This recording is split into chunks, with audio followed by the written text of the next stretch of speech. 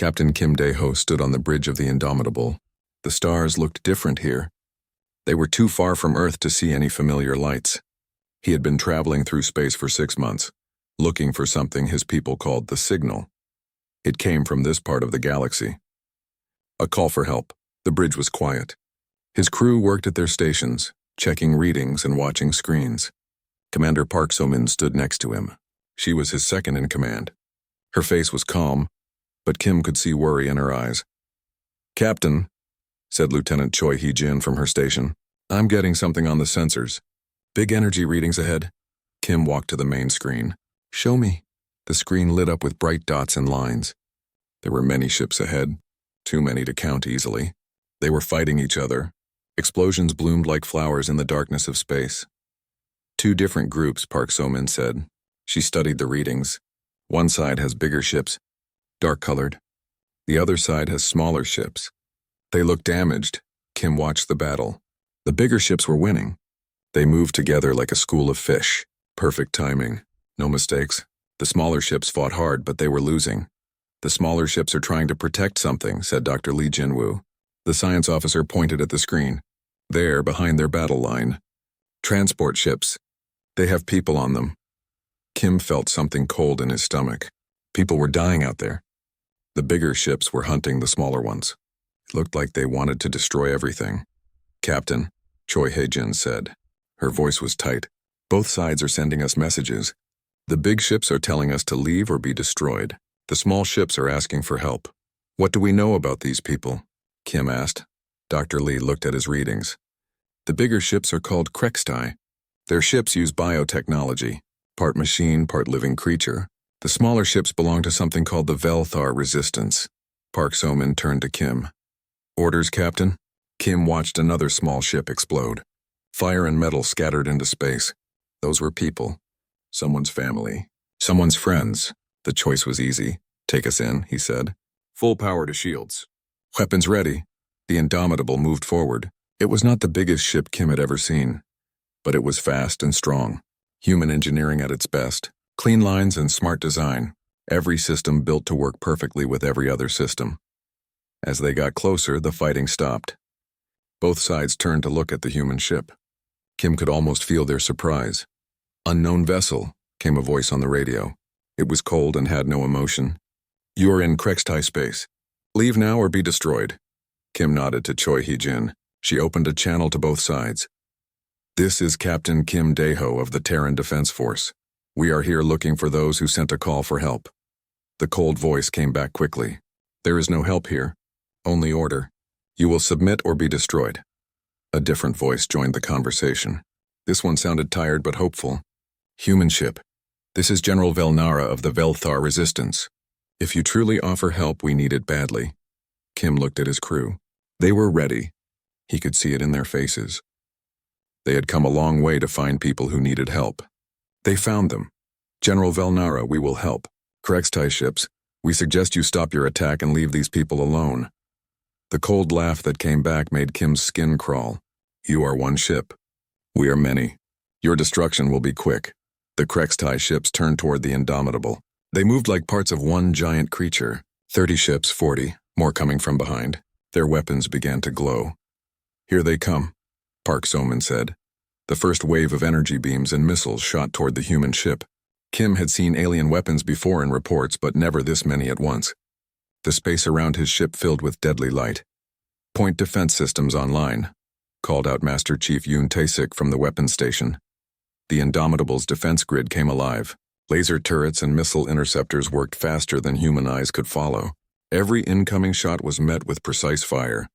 The space around the ship turned into a light show of explosions and beams. Not one enemy shot got through.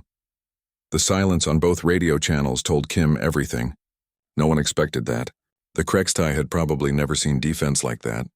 The Velthar had never seen anyone stand up to the Krextai and survive. "Impossible," the cold voice said. For the first time it sounded surprised. Kim smiled. "We're human. We do impossible things every day." The Krextai ships fired again. More weapons this time. Bigger beams. The Indomitable's shields held. The point defense kept working. "Still nothing got through, Captain," Park So-min said quietly. "The Velthar ships are moving. They're putting themselves between us and some of the Krextai ships. Kim saw it too. The small, damaged ships were trying to help. Even though they were hurt and outgunned, they wanted to fight beside the humans. General Velnara, Kim said into the radio. Pull your ships back. We can handle this. With respect, Captain Kim, came the tired voice. No one handles the Krextai alone. We fight together or we die together. Kim felt something warm in his chest. These people had courage. Real courage. They were willing to die for strangers who offered help. All right, General. But stay behind us. We'll take the lead. The battle continued for an hour. The Krextai threw everything at the human ship. The Indomitable's shields never failed. Its weapons never missed. Its defense grid never slowed down. Finally, the Krextai ships began to pull back. Kim could hear arguing on their radio channels. They didn't understand what was happening. How could one ship fight so many and win? This is not over, humans, the cold voice said. We will study you. We will learn. And we will return. The Krextai ships jumped to hyperspace. One by one, they vanished in flashes of light. Soon, only the human ship and the Velthar resistance remained. Kim looked at his crew. They had done something amazing. They saved lives today. They made new friends in a strange part of space. General Velnara, he said into the radio. We should talk. The Krextai Grand Fleet was massive. Kim stood on the bridge of the Indomitable and watched the enemy ships arrive. 100 ships. 200. They kept coming. Captain, Commander Park So-min said quietly. We count 300 enemy ships. Maybe more, Kim nodded. His small fleet had grown to 20 ships. The Velthar resistance had sent everything they could. But 20 ships against 300 was still impossible odds. Any word from Earth? Kim asked. Lieutenant Choi Hee-jin shook her head. The message won't reach them for months, Captain. We're on our own. Behind them, evacuation ships were loading civilians from nearby Velthar colonies, thousands of people who just wanted to live in peace. The Krextai would kill them all if Kim's fleet failed. General Velnara to Captain Kim, came a voice over the radio. Kim opened the channel. Go ahead, General. Captain, our people are loaded. The evacuation ships are ready to jump to hyperspace. We can still run.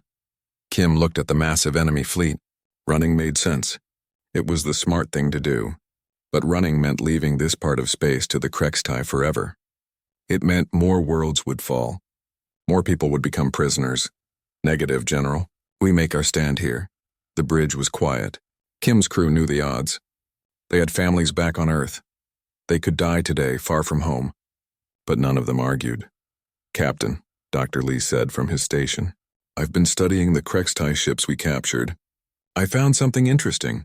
What is it, Doctor? They communicate through bioneural links. All their ships are connected to each other, like one giant brain. If we could disrupt that connection, they would lose their perfect coordination, Park So-min finished.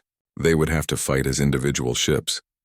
Engineer Han Soo-jin looked up from her console. Doctor, can you build something to disrupt their signals? Maybe, but I would need to get very close to their command ship. Close enough to upload a virus into their network. Kim studied the enemy formation. The largest ship sat in the center, protected by layers of smaller ships. Getting close would be suicide. Do it, Kim said. Build your device. We'll find a way to deliver it. The Krextai fleet began to move. They came forward slowly like a wall of death. Their weapons started charging. Space began to glow with energy. All ships, Kim said into the radio. This is Captain Kim. Today we fight for more than our lives. We fight for the idea that people should be free to choose their own path. The enemy has numbers, but we have something they don't understand. We have courage. We have hope. And we have each other. The battle began. The Krextai fired first. Hundreds of energy beams and missiles filled space. Kim's small fleet scattered and attacked from all directions. The human tactics they had taught the Velthar were working. The enemy couldn't target them all at once. Pilot Nam Ji-hoon led a squadron of mixed human and Velthar fighters. They dove through the enemy formation like angry hornets. They didn't try to destroy the big ships. They attacked sensors and communication arrays. They made the enemy blind and deaf. This is Nam, came his voice over the radio. The enemy is getting confused. They're shooting at each other, Kim smiled. The Krextai collective mind worked perfectly when all ships could talk to each other. But when they couldn't communicate, they became clumsy. Captain, Han Soo-jin called out.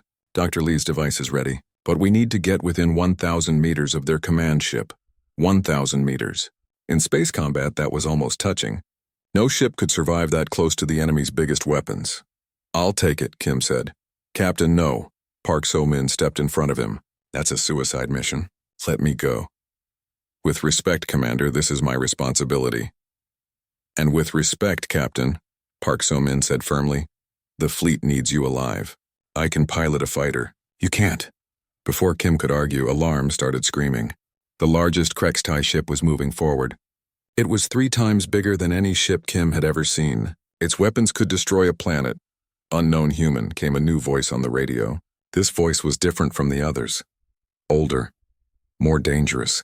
I am Hive Prime Zekthanor. I speak for all Krextai. You have caused enough chaos. Surrender now. Kim looked at the massive ship on his screen. This is Captain Kim. We will never surrender our freedom. Freedom is an illusion. Order is truth. You will learn. The giant ship's main weapon began to charge. Kim could see it building energy. When it fired, it would destroy everything in its path. All ships, Kim ordered. Attack pattern Delta. Draw their fire away from the evacuation ships. Kim's fleet rushed toward the enemy. They fired everything they had at the giant ship. Their weapons barely scratched its armor. But they got its attention. The main weapon fired. A beam of energy as thick as a building shot through space. It missed the evacuation ships but destroyed 2 Veltar cruisers instantly. Commander Park, Kim said quietly. Take the device. Get close to that ship. We'll keep them busy, Park So-min nodded. She grabbed Dr. Lee's device and ran for the fighter bay. Kim watched her go and felt sick. He was sending his best friend to die. The battle got worse. The Krextai fleet was closing in. Kim's ships were fast, but the enemy had too many weapons. One by one, his allies were being destroyed. Captain, Lieutenant Choi Hee-jin said. Commander Park is away. She's making her attack run. Kim watched a single fighter ship dive toward the massive enemy vessel. It looked like an insect attacking a mountain. Energy beams reached out for it. Explosions bloomed around it. But somehow Park So-min kept flying. She's through their outer defenses, Choi Hee-jin reported. Captain, she's flying inside their ship. Kim couldn't breathe. Park had flown her fighter into the enemy ship's landing bay. She was inside their most dangerous vessel with a small bomb that might save them all. Park to Indomitable, came her voice over the radio. It was weak and full of static. I'm inside. Looking for their computer core. Commander, get out of there, Kim said. Negative, Captain. I'm going to finish this. For 10 minutes, there was no word from Park So-min. The battle continued around them. More ships were lost. The evacuation vessels were almost ready to jump to safety. Then the Krextai fleet stopped. Every enemy ship stopped moving at the same moment. Their weapons powered down. Their perfect formation fell apart. Park to all ships, came the weak voice. Device activated. Their network is down. They can't talk to each other anymore. Kim's heart jumped. Commander, status report. I'm hurt, Captain. Ship is damaged, but I'm alive. The effect on the Krextai was immediate. Ships that had moved like one creature now bumped into each other. They fired at shadows. Some of them attacked their own allies by mistake. All ships, Kim ordered. Press the attack. They're confused. Now's our chance. What happened next was the strangest battle Kim had ever seen. Individual Krextai ships began to act differently. Some kept fighting. Others stopped and seemed to be thinking. A few even turned away from the battle. Captain, Dr. Lee said with excitement, something's happening to the Krextai. When we broke their network, some of them became individuals. They're thinking for themselves for the first time. The giant command ship was spinning slowly. Its weapons were silent. Then, incredibly, it began to retreat.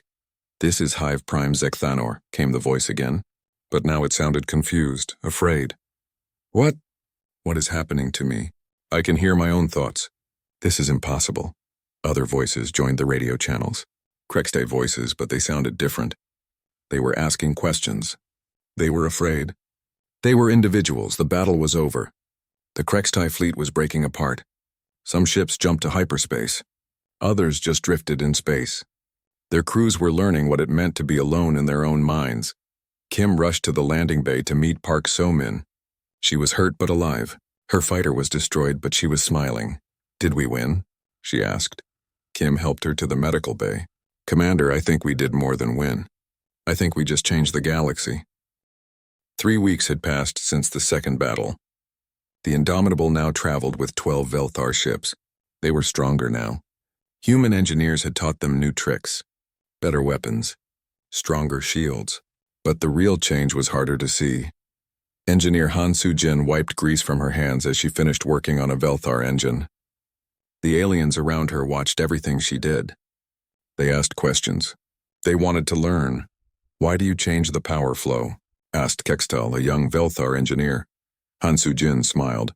"Because your people built this engine to last forever." "That's good, but we build engines to be changed, to grow better. Your engine will be twice as strong now." Kextal's eyes went wide. "You make things that change themselves?" "All the time. That's how we learn. We try something. If it doesn't work, we try something else. If it works a little, we make it work better."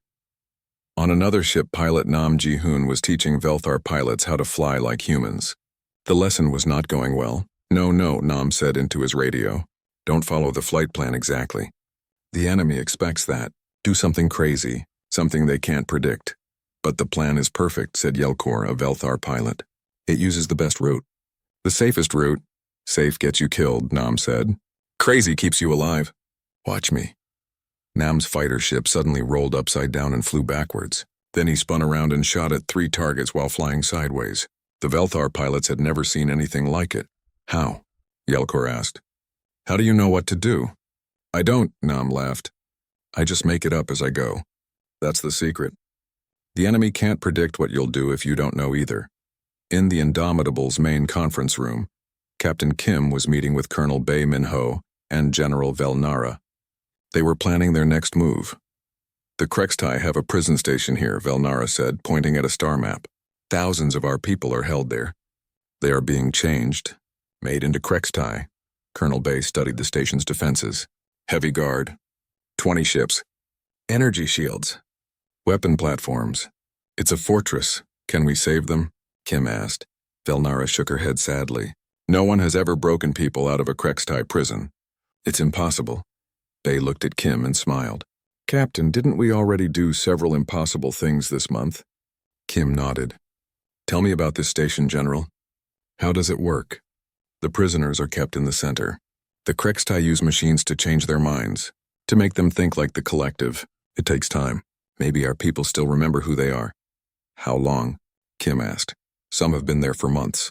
Others for years," Bae pointed to the map. "The station gets supplies once a week. Food, equipment. The supply ships come from this direction." Kim saw what Bae was thinking. "We pretend to be a supply ship." "Exactly. We get inside, free the prisoners, get out before the guards know what happened." Velnara stared at them. "You would risk your lives for people you have never met?" "General," Kim said gently, "that's what friends do." 2 days later, the plan began. Han Soo-jin had worked magic on a Velthar cargo ship. It looked old and slow, but inside it was full of surprises. Hidden weapons, emergency shields, a very fast engine disguised to look broken. Kim led the mission himself. Master Chief Yoon and 12 Marines came with him. Dr. Lee came too in case the prisoners needed medical help. "Remember," Kim told his team as they approached the station, "we get in quiet. Free as many as we can. Get out fast, no heroes. No one gets left behind." The station was huge. Dark metal in strange shapes. It looked like a living thing with too many teeth. Guard ships patrolled around it like sharks. Supply ship Velkoran requesting docking permission. Lieutenant Choi Hee-jin said over the radio. She was pretending to be a Krextai pilot. "Approved. Dock at Bay 7. Unload quickly." The cargo ship slipped inside the station. Kim and his team moved fast. They had studied the station's layout. They knew where to go. The prison cells were horrible. Kim had seen many bad things in his life, but this was worse. People from different worlds sat in small metal boxes. Their eyes were empty. "Machines were attached to their heads, Dr. Lee," Kim whispered into his radio. "Can you remove those machines?" "Working on it," Lee whispered back. "The machines are trying to change their brain patterns. I think I can reverse it." Master Chief Yoon and his Marines moved through the station like ghosts. They took out guards without making noise. They cut power to security systems. They opened cell doors, but something went wrong. "Captain," Yoon's voice was urgent. "We have a problem. These people can't walk. The machines did something to them." Kim reached the first group of prisoners. They were free from their cells, but they just sat there, staring at nothing. Dr. Lee worked quickly with his medical scanner. Their minds are damaged, Captain. The Krex time machines broke something inside their heads. They don't remember how to think for themselves. Can you fix it? Maybe, but it will take time. Too much time. Kim heard footsteps in the corridor. Guards were coming. The mission was falling apart. Then he heard something that changed everything.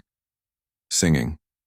A young Velthar woman was singing softly in one of the cells. Her voice was weak, but it was her own voice. Not the cold emptiness of the collective, she remembers, Dr. Lee said with excitement. She still remembers who she is. Kim made a decision. We take everyone we can carry. The ones who can't walk, we carry them. No one gets left behind. The escape was chaos. Kim's team carried unconscious prisoners while fighting Krextai guards. The station's alarm screamed.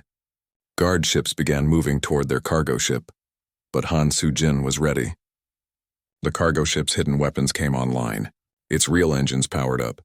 What looked like a slow cargo hauler became a fast warship in seconds. They fought their way out of the station. The Indomitable and the other ships were waiting. Together they jumped to hyperspace just as more Krextai ships arrived. Later, in the medical bay, Dr. Lee worked with the rescued prisoners. Some were getting better. Their minds were healing. They remembered their names, their families. The young woman who had been singing sat up in her bed. She looked at Kim with clear eyes. You came for us, she said quietly. We thought everyone had forgotten us. Kim sat down next to her bed. What's your name? Yelena. I was a teacher before the Krextai took me. I taught children about the stars. You'll teach again, Kim promised. You're free now, Yelena began to cry. The machines tried to make me forget my students. They tried to make me forget my home. But I kept singing. I sang the songs my grandmother taught me. And I remembered. Captain Kim looked around the medical bay. Dozens of people were healing, getting their lives back, remembering who they were. This was why he came to the stars. This was why humanity answered the call for help. General Velnara appeared beside him. Captain, we have word from our scouts. The Krextai are angry. They are sending a large fleet to find us. Kim stood up. How large? Very large. More ships than we have ever seen together.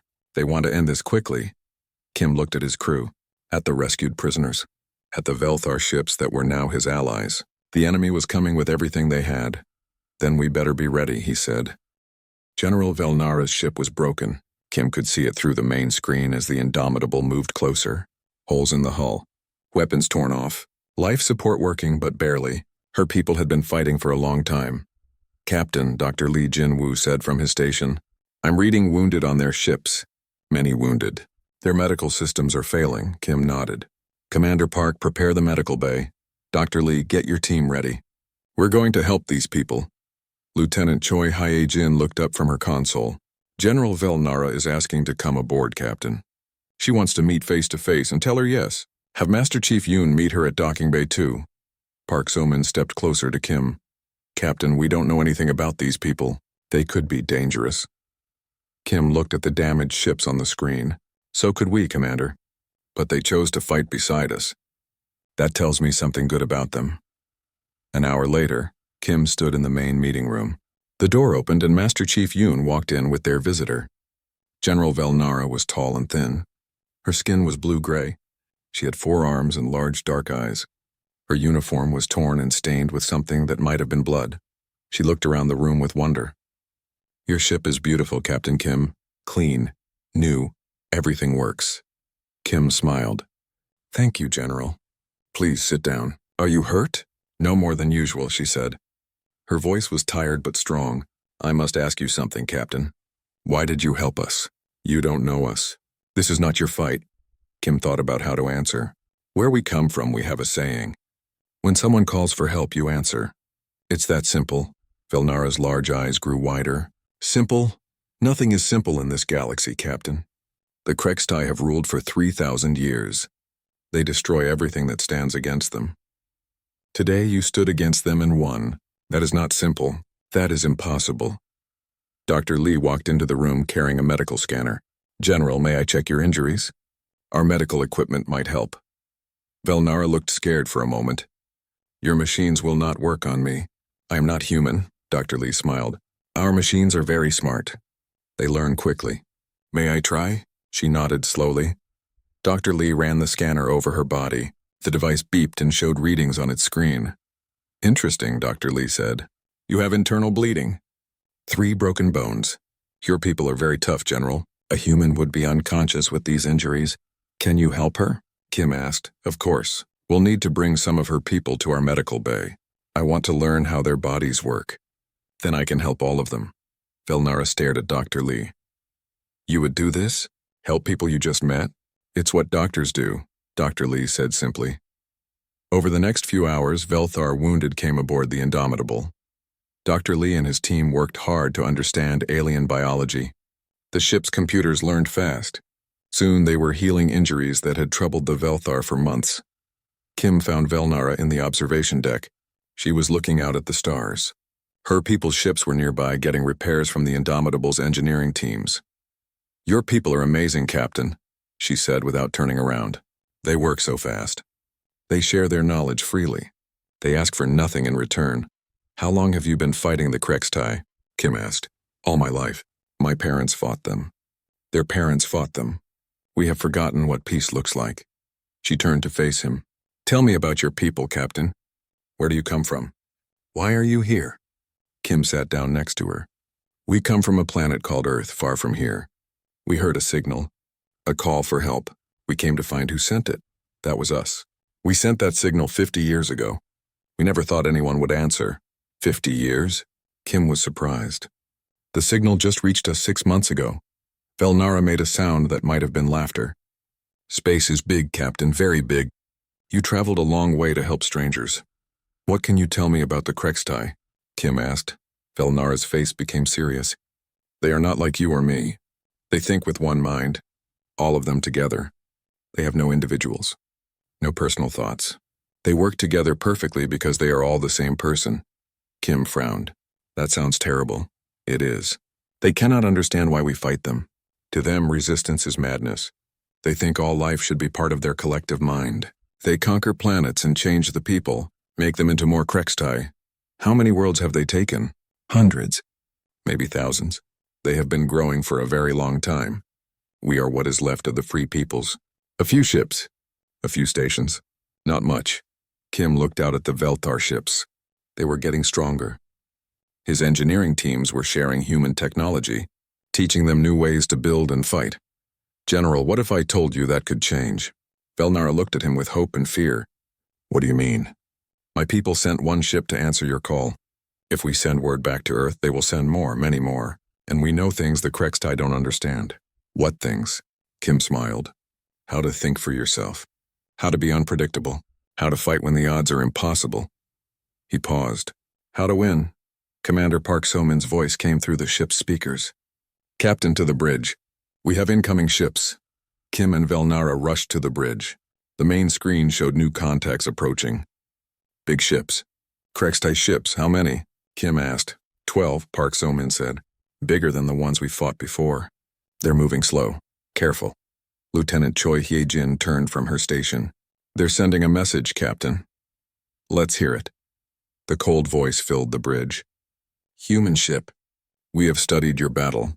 We offer you terms, join us. Become part of the collective. We will make you stronger.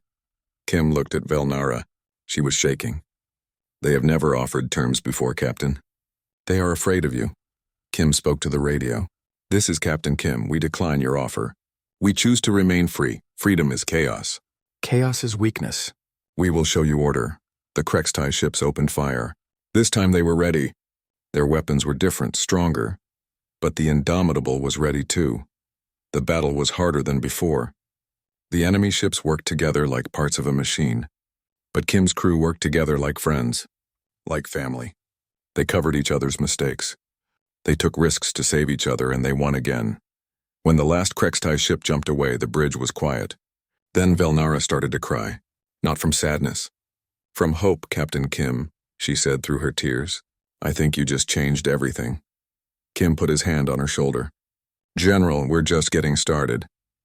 6 months after the Great Battle, Captain Kim stood in the main hall of Nexus Station. The station had been built where the battle took place, a symbol of the new galaxy that was being born. Around him, beings from dozens of worlds talked and laughed together. Velthar merchants traded with former Krextai colonies. Human engineers taught alien students. Children of different species played games together. Captain Kim, came a familiar voice behind him. Kim turned to see someone he barely recognized. It was Admiral Korthax, the Krextai commander who had first attacked the Indomitable. But he looked different now. His eyes were alive. He moved like an individual, not part of a machine. "Admiral," Kim said carefully, "how are you adjusting?" Korthax made a sound that Kim had learned was Krextai laughter. "It is strange, Captain. For 3,000 years I never had a thought that was mine alone. Now my mind is full of ideas I have never had before. Dreams, hopes, fears. Are you happy?" Kim asked. "I think so. I am still learning what happiness means. But yes, I believe I am happy." Korthax paused. "I wanted to thank you, Captain. You gave me something I never knew I was missing." "You gave me myself," Kim smiled. "What will you do now?" "I am helping other Krextai learn to be individuals. It is not easy. Many are scared. They have never been alone in their minds before. But they are learning. We all are." Dr. Lee Jinwoo approached them carrying a datapad. He had been working non-stop since the battle, setting up medical centers throughout the former Krextai territory. "Captain Admiral," Dr. Lee said, "I have good news. The mind-healing treatments are working. 90% of the freed prisoners are recovering their personalities. They remember who they were before." "That's wonderful," Kim said. "And the Krextai who want to remain connected?" "About half of them chose to stay in the collective. We built them new ships and gave them their own space. They can live the way they want as long as they don't force others to join them." Kim nodded. That had been one of the hardest decisions. Some Krextai genuinely preferred the collective mind. Forcing them to be individuals would have been just as wrong as forcing others to join the collective. Commander Park So-min walked up to the group. She was fully healed now and wore the uniform of the new Galactic Defense Force. Representatives from 20 worlds had asked her to lead their combined fleet. "Captain," she said with a grin, "the ceremony is about to start. They're waiting for you." Kim followed her to the station's main auditorium. Thousands of beings filled the seats. At the front, General Velnara waited at a podium. She looked healthy and strong. Her people were free for the first time in generations. "Citizens of the galaxy," Velnara began. "6 months ago we lived in darkness. The Krextai Empire controlled half the galaxy. The rest of us hid in shadows, fighting a war we could not win." The crowd was silent, remembering those dark days. Then came a signal from Earth. "One ship, one crew. They came not for glory or conquest, but because we asked for help. Today we gathered to sign the Nexus Accords, a treaty that guarantees freedom for all sentient beings." Kim watched as representatives from 40 worlds came forward to sign the document. Former enemies stood side by side. The Krextai Admiral Korthax signed next to General Velnara. A human diplomat signed next to a being Kim had never seen before. When it was over, Velnara called Kim to the stage. "Captain Kim Dae-ho," she said formally. "By unanimous vote of the Galactic Council, you are named the first human ambassador to the United Worlds. Will you accept this position?" Kim looked out at the crowd. He saw his crew in the front row. Commander Park was crying happy tears. Dr. Lee was grinning. Engineer Han Soo-jin gave him a thumbs up. "I accept," Kim said simply. The crowd erupted in cheers. Beings from dozens of worlds stood and applauded. Some whistled. Others made sounds Kim didn't recognize but understood were joyful. Later, at the celebration party, Kim found himself talking with Captain Shin Yan-woo. She commanded the Liberation, a ship built with combined human and alien technology. It was beautiful and deadly, designed to protect the new peace. "Any regrets, Captain?" Shin asked. Kim thought about it. He missed Earth. He missed the simple days when his biggest worry was asteroid pirates. But he looked around the party and saw former enemies sharing drinks. He saw children who would grow up free. "No regrets," he said. Admiral Jang Kyung-mi approached them. She had arrived from Earth 2 weeks ago with a full task force. The human government had decided to establish permanent bases in this part of the galaxy. "Captain Kim," Admiral Jang said, "I have new orders for you from Earth Command." Kim straightened. "Yes, Admiral. You are to remain here as long as needed. Your mission is to help build lasting peace between the worlds, You have full authority to negotiate on behalf of Earth. Kim smiled. Thank you, Admiral. I won't let you down. You already haven't, she said. The whole galaxy is talking about what happened here. 3 alien ambassadors have already arrived on Earth. They want to learn about human culture, about democracy, about freedom. As the party continued around them, Kim stepped outside onto an observation deck. The stars looked different now. They looked friendly. They looked like home. Yelena, the teacher he had rescued from the Krextai prison, joined him on the deck. She was wearing the robes of a professor now. She would be teaching at the new Galactic University. Captain, she said quietly, I wanted to thank you again, not just for rescuing me, but for giving me something to teach about. What's that? Kim asked. Hope, she said. For 3,000 years, we taught our children that the universe was a dark and dangerous place. Now I can teach them that there are people who will cross the galaxy to help strangers. That's the most important lesson of all.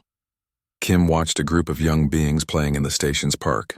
Humans, Velthar, reformed Krextai, and species he was still learning about.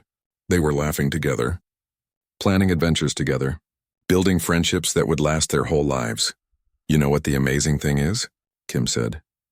We came here looking for people who needed help, but I think they helped us more than we helped them. How so? Yelena asked. Kim thought about his crew, about how they had grown during their time here, about the friends they had made, about the things they had learned. They taught us that the universe is bigger and more wonderful than we ever imagined. They taught us that helping others makes us stronger, not weaker. They taught us that different doesn't mean dangerous. A message chimed on Kim's communicator. It was from Dr. Lee. Captain, you need to see this. We just received a signal from the far edge of the galaxy. Another call for help. Different from the Velthar signal. This one is from a species we've never heard of. Kim looked at Yelena and smiled. Looks like our work isn't done. Will you go? She asked. Kim looked out at the stars again. Somewhere out there, someone was calling for help. Someone needed friends. Someone needed hope. We're human, he said. When someone calls for help, we answer. The Indomitable departed Nexus Station 3 days later. But it wasn't alone. A small fleet went with it, Velthar ships and reformed Krextai vessels. Even some species Kim had only recently met. The galaxy had learned something important from humanity. It had learned that helping others was not a weakness. It was the greatest strength of all. As they jumped to hyperspace heading toward the unknown signal, Kim felt proud. Not just of what they had accomplished, but of what they had started.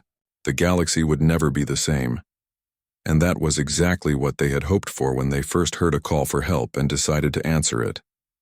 In the depths of space, new signals were already being sent. Calls for help from distant worlds, but now they would not go unanswered.